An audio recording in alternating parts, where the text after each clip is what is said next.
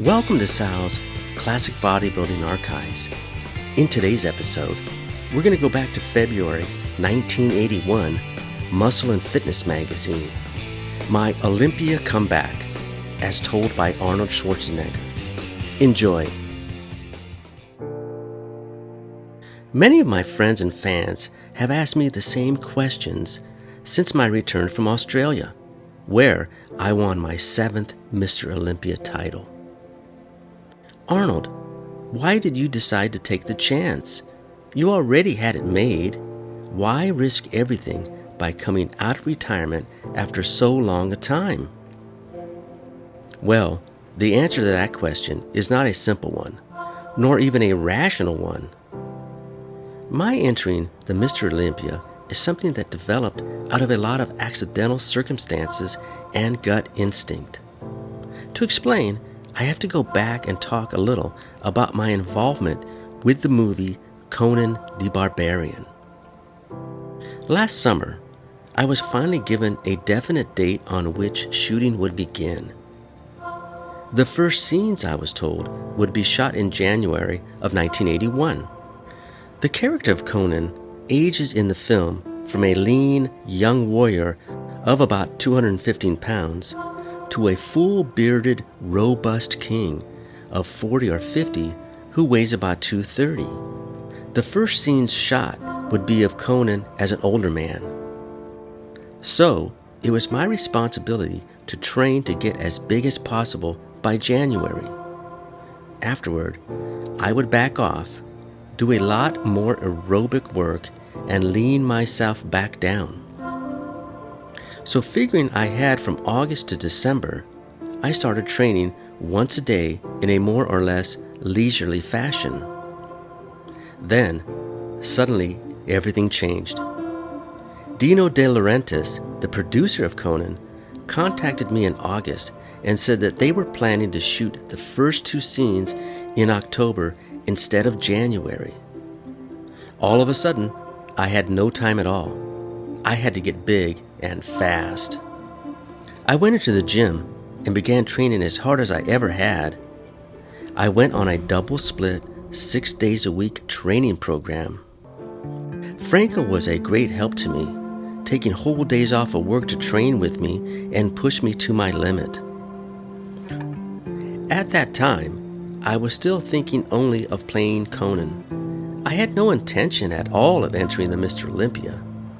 Then, as I got into better and better shape, I started hearing things from my friends like, "Gee, you're 80% there."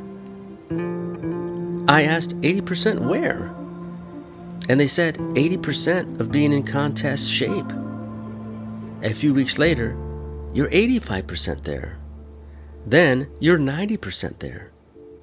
At that point, a lot of close friends of mine, like Franco, started urging me to go to Sydney and compete in the Mr. Olympia.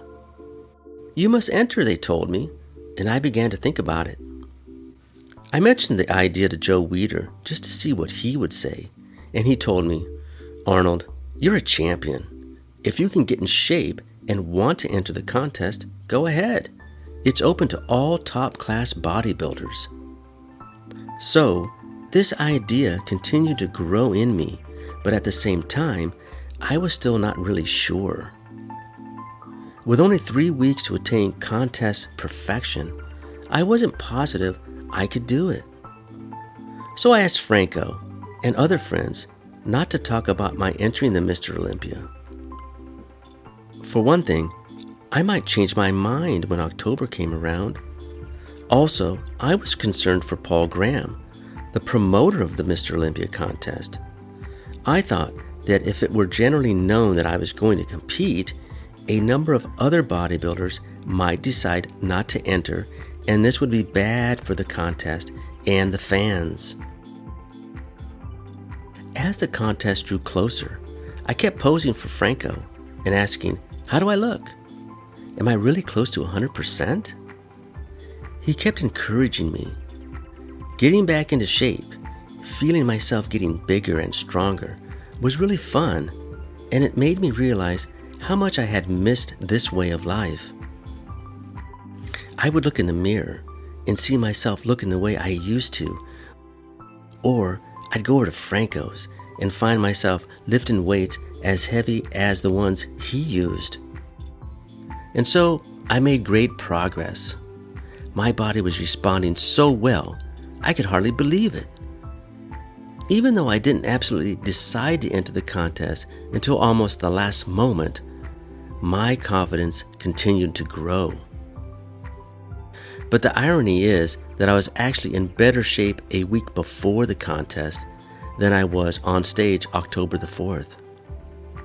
What happened is I injured my shoulder doing heavy bench presses. I could hardly move my arm, so I got a shot of cortisone. What I didn't know is that a common side effect of such an injection is water retention. I got the cortisone shot on Tuesday, just before I left. When I got to Sydney, I found out that I couldn't flex my leg muscles. Only half of the cuts would come out. My ankles were thick and swollen, and I couldn't figure out what was wrong. I talked to Franco. He asked me if I had been doing anything differently, and I told him no. "Have you been taking any painkillers?" he asked me. I said no, except for that one shot of cortisone. "You stupid idiot," he yelled. "Don't you know about the side effects?" He told me about the water retention and that I would have to work to get rid of that extra water by the time of the contest, or I couldn't possibly do well. "The only thing you can do," Franco said, "is to pose all day today. That will get rid of the excess water and get you cut up." So Franco and I spent hours posing together. I could have tried diuretics, I suppose, but I have never used them, and I wasn't about to start just before such an important competition. Two things saved me, I think. One was that I was called out a number of times in the afternoon prejudging. Having to pose so much gave me even more cuts by the time of the show that night. And the other was the response I was able to get from the audience. Noticing how much better everyone else had gotten at posing since 1975, I realized I would have to pull out all the stops that night, play to the crowd, use all my tricks, smile, look confident. I decided not to use a set posing routine, but to go according to the mood.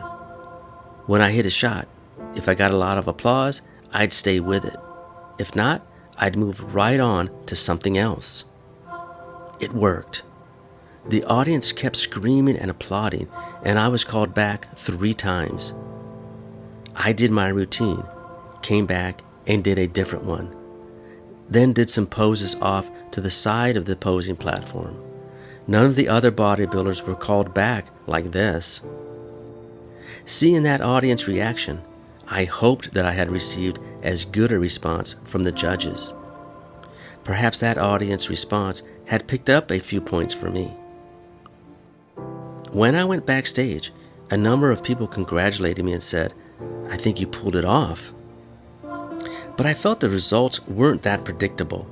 The competition was terrific. The top guys were all in great shape, and as I said, their posing was really good. And of course I did win, taking my 7th Mr. Olympia title. During the trophy presentation, there was some negative reaction from a group of Roger Walker fans. It was all a misunderstanding. Earlier in the contest, standing on stage next to Roger, with both of us doing back shots, I had begun playfully wrestling elbows with him.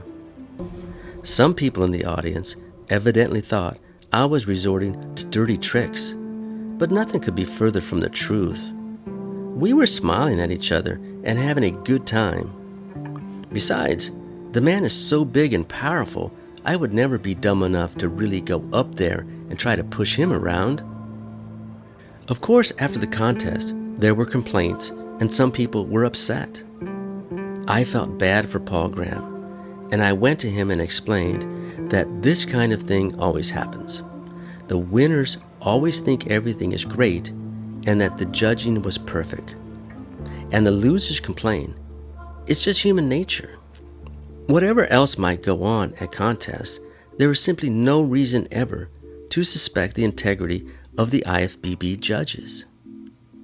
The IFBB has the most sophisticated and best judging procedures.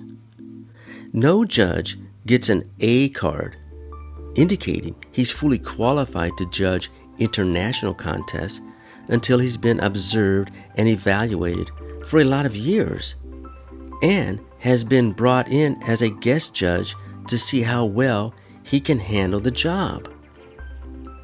All of the judges at this year's Mr. Olympia were products of that selection process. No one expressed any objection to any of the people selected to judge the contest. It's true that all the top judges are friends or close acquaintances of mine.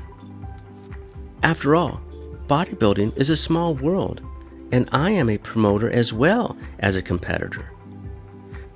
But all of the other top bodybuilders have relationships with some or all of the top judges too. Critics who might feel I was scored too high by certain judges because of personal relationships should simply examine the score sheets, and they will find that certain judges who were even better friends of mine ended up scoring me lower. And the same thing happened to the other competitors. A relationship with a judge in bodybuilding is worth 0 points, period. But I don't want to dwell too long on the negative. The contest was tough, it was close, and I feel happy about winning. But it does seem strange sometimes that I was even there at all. After the Mr. Olympia, I went on to London, where I had lots of fun being Conan the King, with a full beard surrounded by adoring women. As to whether I will compete again, it depends on so many things. I feel I have proved I still have the ability, but the problem is time. Circumstances drove me to train this time. I had to get in shape in a hurry for the movie. At another time, my work making movies or writing books or whatever might prevent me from devoting myself to really getting in shape.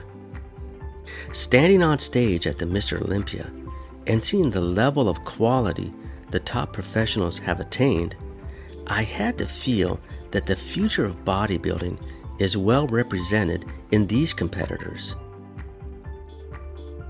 And I'm still very proud to be a part of the sport. Well, thank you for joining me today. I hope you enjoyed today's episode. Please leave a like, a comment, share, and subscribe. I would appreciate it. And until the next video, keep training and chasing the dream.